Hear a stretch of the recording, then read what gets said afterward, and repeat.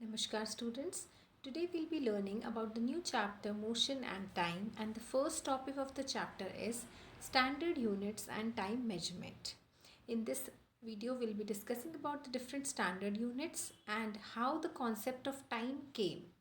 What led to the discovery that has led to the usage of modern day clocks and watches. SI system. SI system is the internationally accepted system. In French, it is called as Système International des Unités.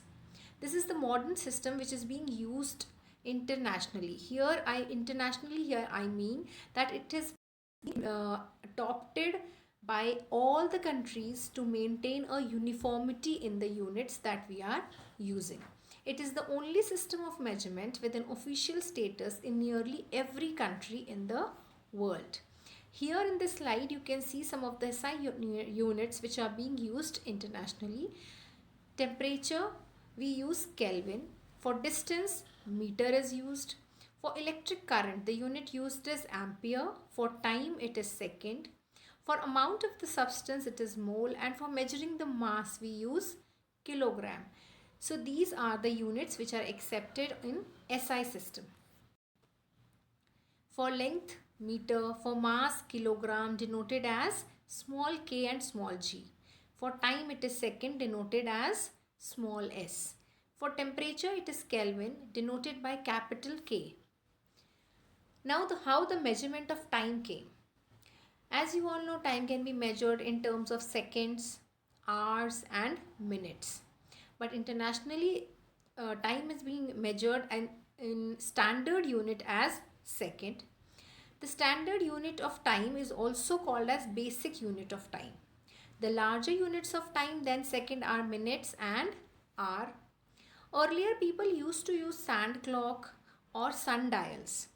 Now sand clock is a device in which the sand from one chamber gets transferred to the another chamber in a particular span of time. So this was used as a device for measuring a particular time span. Second is sundial. Sundial, which could be even easily visited at Jantar Mantar in Jaipur. The sundial is a device which was developed, but it works only in the presence of sun. So after the sunset, sundial will not be helpful in telling us the time. Sundial is the device which utilizes the property of casting shadow. As you can see in the picture also, a shadow is casted now depending upon the position of the sun. This sundial was helpful in telling the earlier people the particular time of the day. Earlier people didn't used to have watches and clocks. Instead, they calculated one day as one sunrise to the next sunrise. Or they could calculate a year from the one complete rotation of the earth depending upon the change of the seasons. So there were so many factors that contributed to the measurement of time that during the earlier days when we didn't have these modern day watches. Now later on, simple pendulum was discovered by the scientist named Galileo Galilei. He discovered the simple pendulum which led to the discovery of the modern day clocks. Now what is a pendulum? Pendulum is a mass of bob. It is a bob tied to a thread or a string. Now when it is at rest position, as you can see here in the slide, this is called the mean position. When it is lifted to either left or right, this becomes the extreme position of the bob. Now the pendulum, when it starts moving from C to B and again it comes back to C, it is called as one oscillation. And the time taken to complete one oscillation is called time period of the pendulum. Time period of the pendulum depends upon the length of the string. If you reduce the length of the string, the time period will be reduced. Mass of the bob doesn't affect the time period of the pendulum. These days we are having digital watches, quartz wristwatch, which work on the vibration of the quartz crystals. Quartz crystals, they are very small crystals which keep on vibrating by the energy provided by the battery in the watch.